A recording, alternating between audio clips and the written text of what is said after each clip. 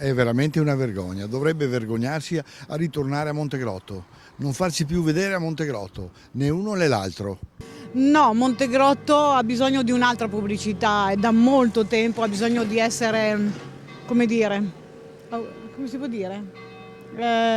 Rigenerato. Voci e rabbia dei cittadini delle terme. Gli ex sindaci di Abano e Montegrotto devono risarcire danni reali e danni di immagine. Quasi 3 milioni di euro nei due comuni sprofondati nella bufera delle tangenti. Ad Abano il commissario ha impugnato il patteggiamento di Luca Claudio perché il comune rischierebbe infatti di essere escluso dai risarcimenti ed il comune adesso quei soldi li vuole indietro tutti.